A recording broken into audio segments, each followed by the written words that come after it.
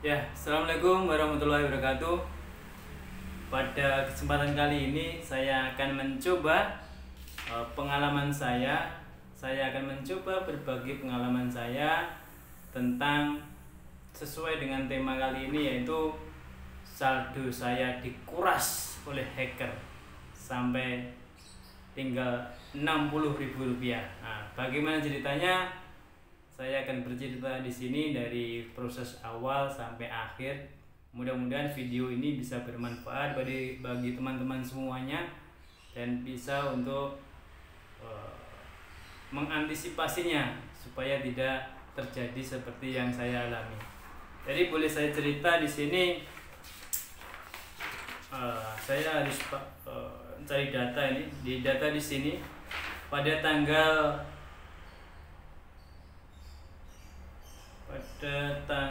24 ya. Pada tanggal 24 itu tepatnya hari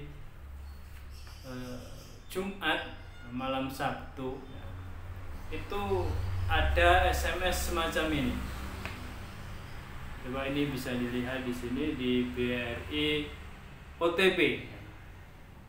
Dari BRI OTP itu ada SMS semacam link semacam ini. Ini mulai dari jam 23.49. Nah, ini SMS terus sampai dengan jam 5.25. Nah, jadi ini habis makan sahur, juga habis sholat subuh itu kami baru membuka HP. Nah, di situ saya kaget. Oh, di sini adalah BRI OTP. Berarti ada yang mencoba masuk ke mobil Brimo, internet banking kami melalui kode OTP. Maka dari itu saya langsung membuka Brimo kami. Ketika kami buka Brimonya itu posisi sudah terblokir, tidak bisa dibuka. Ketika saya mencet Brimonya itu muncullah SMS lagi di BRI OTP dan akan muncul link seperti ini. Dan tanpa pikir panjang, karena Brimo kami ini terkunci, ya, otomatis link itu akan saya klik. Nah, ketika link itu saya klik, kemudian akan dilarikan ke dalam Brimonya. Ya, Brimo otomatis terbuka setelah link ini terkunci. Nah, link ini diklik. Jadi ketika saya masuk ke Brimo, alangkah terkejutnya saya ketika saat itu saya cek saldo tinggal Rp60.000. Padahal sebelumnya itu sekitar Rp41 juta. Saya terkejut. Dan bagi saya uang semacam itu sejumlah Rp41 juta itu bukanlah uang yang kecil, yang nominalnya kecil. Jadi bagi saya itu adalah uang yang sangat besar. Maka dari saya speechless, tidak bisa berpikir panjang. Kemudian secara spontanitas saya telepon ke call centernya di BRI, yaitu saya lihat pernah ingat di buku tabungan itu ada call centernya. Call centernya seperti ini, yaitu 14017. Nah, ini call center. Jadi saya telepon juga pada saat itu, pada saat 05.33 pagi. Ini saya telepon, saya cek di call center, ternyata masih utuh uangnya itu. Aneh. Tapi di Brimo kami ketika saya cek itu tinggal Rp60.000. Nah, kemudian di tengah-tengah saya telepon, ya karena teleponnya ini jam-jam segitu itu CS-nya itu, customer service-nya mungkin sedang sibuk, jadi sulit sekali dan lama ngangkatnya. Di tengah-tengah itu ada sebuah notifikasi yang intinya ada 2 transaksi, yaitu SMS yang pertama itu sebanyak ini 16.400.000 rupiah. Ini ditransfer ke seseorang. Saya langsung telepon di situ, dan ketika itu ada notif seperti itu, saya langsung telepon ke 14017 lagi. Di situ saya minta untuk rekening saya segera diblokir, karena pemblokiran kan juga perlu proses. Jadi kami dimintai nomor kartu, nomor rekening, terus nama ibu kandung. Nah, di tengah-tengah itu ada lagi notifikasi yang isinya adalah transaksi lagi. Nah, transaksi lagi dari rekening saya ke rekening seseorang sejumlah 25 juta. Karena ini ke lain bank, ke beda bank, maka ada adminnya 6.500. Saya semakin panik juga, karena uang sejumlah itu bagi saya sangatlah besar. 25 juta 6.500 ini ditransfer ke rekening seseorang tanpa saya melakukan aktivitas apapun, karena posisi itu Brimo saya juga sudah saya tutup. Kok bisa seperti itu? Jadi ketika proses pemblokiran ini sudah ada transaksi seperti ini. Maka dari itu ya saya hanya speechless itu, kemudian sangat merenung beberapa saat bagaimana ini. Kemudian saya teringat ada teman ya, di tempat kami membuka akun, membuat password untuk Brimonya itu di unit Kota 2 Ponorogo. Ada teman di sana yang siap untuk membantu, namanya Mas Fian Indarta Prasuda, itu teman saya dari kecil, dan Mas Fian ini siap membantu. Jadi saya agak ada ketenangan di situ. Kemudian hari Sabtunya, karena hari Sabtu itu libur, tidak ada pelayanan di sana. Saya datang ke unit 2 itu tidak ada pelayanan. Kemudian saya menghubungi Mas Fian ini, karena kebetulan Mas Fian ini juga orang di unit Kota 2 ini, maka saya dilayani di situ. Kemudian bisa membuat laporan, menceritakan dari awal kejadian sampai akhir, kemudian akan dilaporkan ke pusat. Kemudian saya di situ ingin mengecek transfernya itu kemana, ke namanya siapa, bank apa. Di situ ternyata karena memang hanya unit bukan cabang, jadi aksesnya terbatas. Maka di situ saya tidak bisa melacak.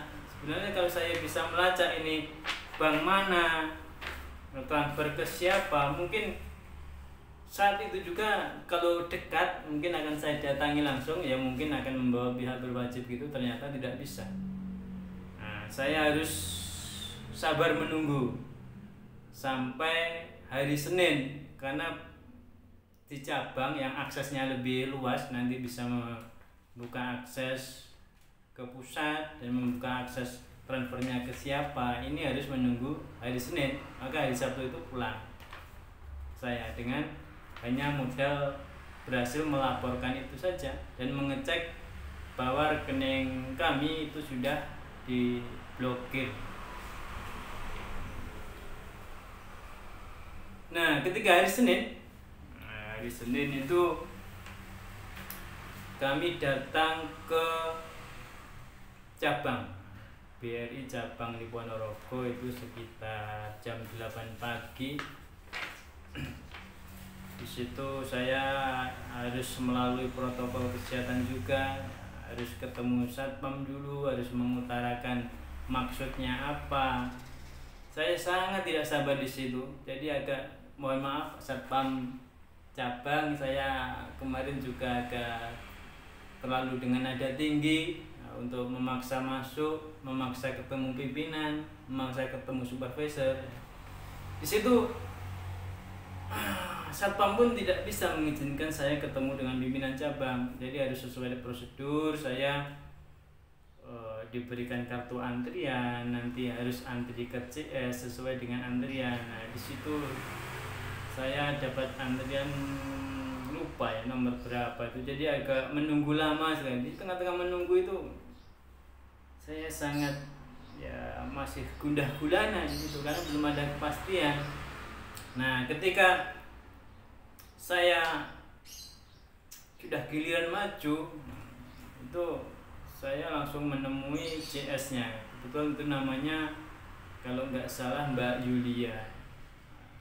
Terima kasih juga Mbak Yulia telah melayani kami dengan baik. Di situ kami membuat laporan ulang prosesnya dari awal sampai akhir. Nah, di situ juga masih ngambang, nggak ada kepastian. Ini kira-kira uang ini bisa kembali apa tidak. Di situ saya laporannya hanya diteruskan ke pusat. Nanti akan tim investigasi lagi yang akan menindaklanjuti.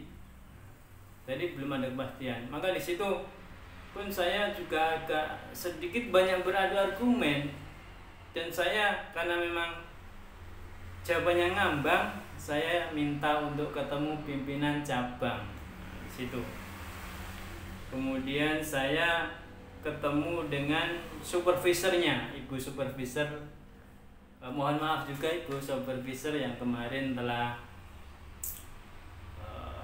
agak memaksa untuk ketemu. Kemudian karena tidak ada solusi yang menurut saya jawabannya memuaskan, saya pun agak terlalu bernada tinggi.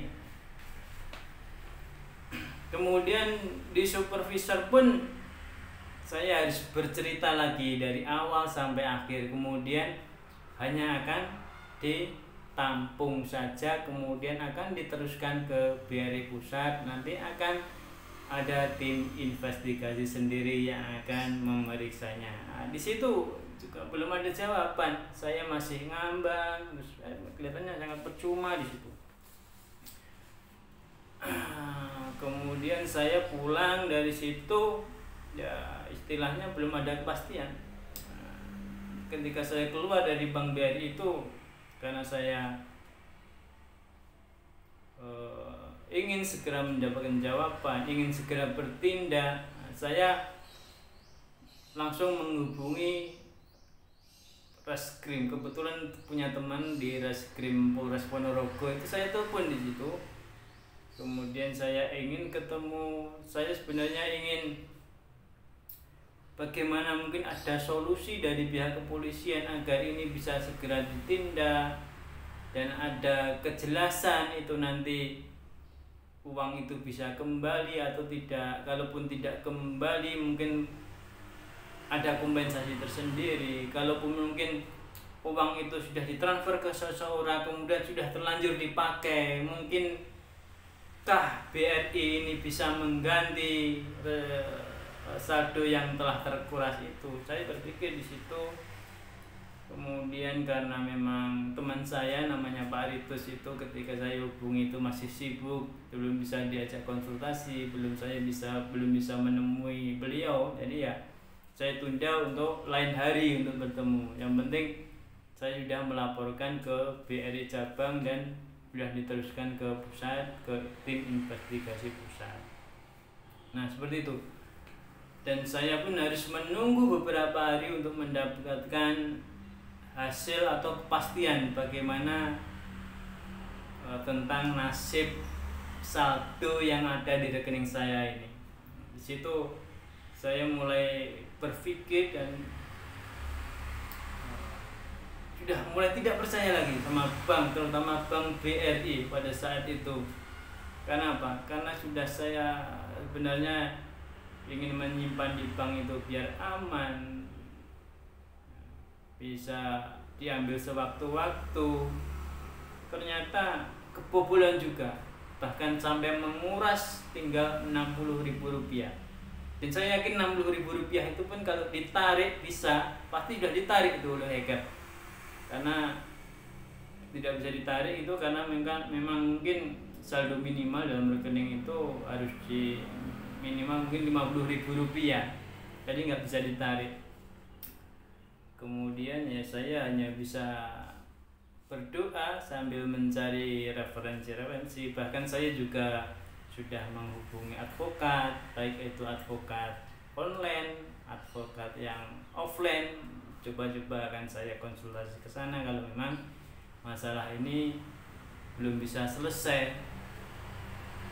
Nah, tiba-tiba bagaimana selanjutnya? Tunggu sesaat lagi. Kemudian selanjutnya, setelah saya menunggu beberapa hari tanpa kepastian juga, dan saya juga agak pusing harus mencari referensi atau bagaimana saya harus melangkah, saya harus mencari advokat di mana. Itu tiba-tiba pada hari Selasa, ya, hari Selasa kemarin pagi, setelah kemarin malam, tadi malam itu setelah saya sholat isya, itu saya cek HP, itu ada SMS transaksi masuk, yaitu yang intinya pembayaran kerugian dari transaksi New Brimo sebesar Rp41.406.500. Jadi uang saya ternyata saat itu ada SMS seperti itu. Saya mengira ini ada tagihan apa lagi, uang saya sudah yang di rekening ini tinggal 60.000, kok ada tagihan sebesar 41.406.500, ini uang apa lagi ini? Maka dari itu saya mencoba ingin membuka Brimo lagi, ternyata tidak bisa karena saat itu posisi Brimo saya memang saya minta diblokir, jadi masih dalam pemblokiran. Maka saya setelah sholat tarawih itu saya pergilah ke ATM terdekat. Itu perlu waktu sekitar 5 menit saya ke ATM.